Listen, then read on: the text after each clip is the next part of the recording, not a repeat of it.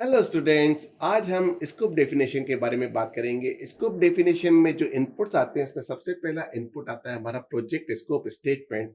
ये जो project scope statement है ये हमारे प्रोजेक्ट डेफिनेशन के लिए फाउंडेशन का काम करता है।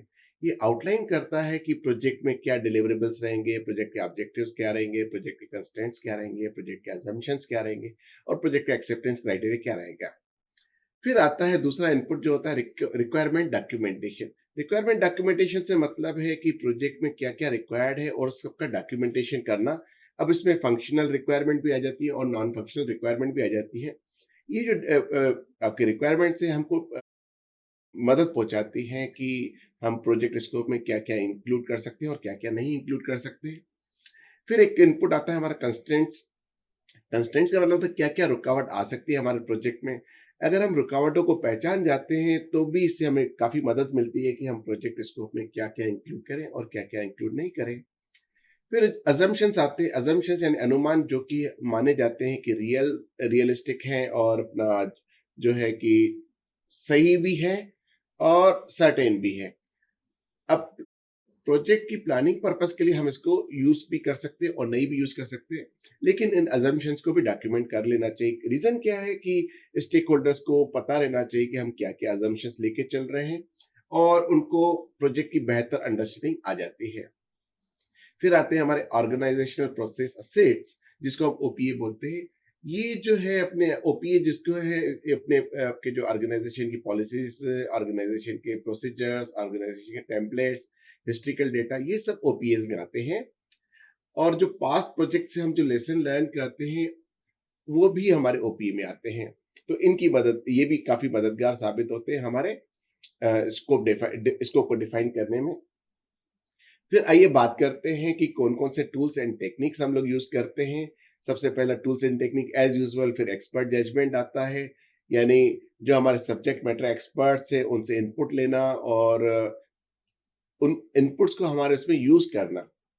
ये जो सब्जेक्ट मैटर एक्सपर्ट्स हैं मैंने पहले भी आपको एक्सप्लेन किया है कि हमारे इंडस्ट्री से ही हो सकते हैं, हमारे ऑर्गेनाइजेशन से भी हो सकते हैं, बाहर से भी हो सकते हैं, कंसल्टेंट भी हो सकते हैं, प्रोफेशनल्स भी हो सकते हैं। ये जो एक्सपर्ट्स हैं हमको इंसाइट देते हैं कि इंडस्ट्री के स्टैंडर्ड्स क्या हैं और आपका प्रोजेक्ट किस दिशा में आगे बढ़ रहा है और कौन कौन सी बेस्ट प्रैक्टिसेस हम अप्लाई कर सकते हैं। इससे हम काफी मदद मिलती है हमको। फिर आता है हमारा प्रोडक्ट एनालिसिस। प्रोडक्ट एनालिसिस में हम लोग देखते हैं कि प्रोडक्ट का क्या फीचर्स हैं, क्या फंक्शनैलिटीज है, क्या डिलीवरेबल करना है हमको। उस आधार पर हम अपने स्कोप को डिसाइड करते हैं कि हमको स्कोप में क्या चीज इंक्लूड करना चाहिए। इससे हमको स्कोप को क्लेरिफाई करने में मदद मिलती है कि क्या हम स्कोप में डालें और क्या ना डालें। फिर आता है आपका अल्टरनेटिव्स आइडेंटिफिकेशन। कोई भी प्रोजेक्ट हम एक ढर्रे पर नहीं चला सकते, हमको अलग अलग प्रकार की अप्रोचेस लेके चलना पड़ता है। फिर उनका हम एनालिसिस करते हैं, फिर उसमें से आइडेंटिफाई करते हैं कि इसमें से अल्टरनेटिव कौन सा बेस्ट सूट करेगा। इससे वायबल ऑप्शन हम लोग डिसाइड कर सकते हैं ड्यूरिंग द प्रोजेक्ट स्कोप में। तो ये प्रोजेक्ट डिफाइन करने में हमको बहुत मदद करता है। फिर बात आती है फैसिलिटेटेड वर्कशॉप की। फैसिलिटेटेड वर्कशॉप में हम जो अपने की स्टेक होल्डर्स हैं, प्रोजेक्ट टीम एक्सपर्ट्स हैं, प्रोजेक्ट टीम मेंबर्स हैं, सब्जेक्ट मैटर एक्सपर्ट्स हैं, इन सब का वर्कशॉप कराते हैं। इससे हमको काफ़ी मदद मिलती है। ये एनकरेज करते हैं, सबका एक कम्युनिकेशन, आपस में डायलॉग अपना क्लियर हो जाता है। सब लोग एक मत हो जाते हैं और उनके जो एक्सपेक्टेशंस का अलाइनमेंट हो जाता है। अब बात करें कि आउटपुट क्या-क्या आते हैं, तो इसमें हमको सबसे पहला आउटपुट मिलता है स्कोप स्टेटमेंट। अब जो स्कोप स्टेटमेंट क्या बाउंड्रीज डिफाइन कर देता है कि प्रोजेक्ट में क्या-क्या अपना इंक्लूड रहेगा और क्या-क्या एक्सक्लूड रहेगा। मतलब क्या-क्या तो इन इन द स्कोप रहेगा और क्या-क्या आउट ऑफ द स्कोप रहेगा। और ये प्रोजेक्ट के डिलिवरेबल्स को भी अपना डिस्क्राइब करता है, प्रोजेक्ट के रिक्वायरमेंट्स को भी डिस्क्राइब करता है, प्रोजेक्ट के कंस्ट्रेंट्स को भी डिस्क्राइब करता है, प्रोजेक्ट के अजम्पशंस को भी डिसाइड करता है और प्रोजेक्ट का एक्सेप्टेंस क्राइटेरिया भी देता है। फिर आता है हमारा वर्क ब्रेकडाउन स्ट्रक्चर। जो जो कुछ भी प्रोजेक्ट के स्कोप में है एज अ प्रोजेक्ट है, उसको हम मैनेजेबल एक्टिविटीज तक ब्रेक करने को हम बोलते हैं वर्क ब्रेकडाउन स्ट्रक्चर। इसके लिए मैं आप एक अलग से लेक्चर भी बनाया है, वो आपको आने वाले समय में मिल भी जाएगा। लेकिन नटशेल में आप समझ लिए कि किसी एक प्रोजेक्ट को सब प्रोजेक्ट में डिवाइड करना, फिर उन सब प्रोजेक्ट को मैनेजेबल टास्क में डिवाइड करना, फिर उन टास्क को मैनेजेबल एक्टिविटीज में डिवाइड करना, इसको हम बोलते हैं वर्क ब्रेकडाउन स्ट्रक्चर। तो तो ये हमारा जो स्कोप डेफिनेशन के इनपुट और टूल्स टेक्निक यूज करने के बाद आउटपुट के रूप में हमको WBS मिल जाता है। फिर मिलती है हमको एक स्कोप बेसलाइन, जो स्कोप बेसलाइन जो है अप्रूव्ड प्रोजेक्ट स्टेटमेंट कहलाता है, जो प्रोजेक्ट स्कोप बेसलाइन है।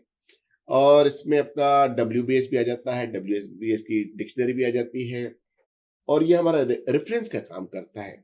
अब रेफरेंस किसके लिए काम करता है कि प्रोजेक्ट के स्कोप की रेफरेंस का काम करता है, और स्कोप वेरिफिकेशन के लिए बेसिस का काम करता है, चेंज कंट्रोल के लिए बेसिस का काम करता है। अब बात आती है प्रोजेक्ट डॉक्यूमेंट अपडेट। कोई भी हम प्रोजेक्ट इसको बनाएंगे तो ये इनएविटेबल है कि उसमें कुछ ना कुछ चेंजेस आएंगे। अब ये चेंजेस जो हैं वो सारे अपना जो प्रोजेक्ट मैनेजमेंट के जो भी डॉक्यूमेंट्स उनमें रिफ्लेक्ट करने के लिए, तो इससे क्या जो भी अपडेट मिलते हैं तो हम उसके आधार पर सारे डॉक्यूमेंट्स को अपडेट कर देते हैं। तो ये एक बड़ा बेनिफिट हो जाता है हमको इससे। अब अगर हम ये सारे जो भी अपना यूटिलाइज करते हैं, इन इनपुट्स को, इन टूल्स एंड टेक्निक्स को यूटिलाइज करते हैं और आउटपुट्स को यूटिलाइज करते हैं, तो एक प्रोजेक्ट मैनेजर एक अपना प्रोजेक्ट स्कोप को बहुत अच्छे से डिफाइन कर सकता है। तो आज के लिए इतना ही। हम अपने अगले लेक्चर में लाएंगे स्कोप वेरिफिकेशन। तब तक के लिए थैंक यू वेरी मच।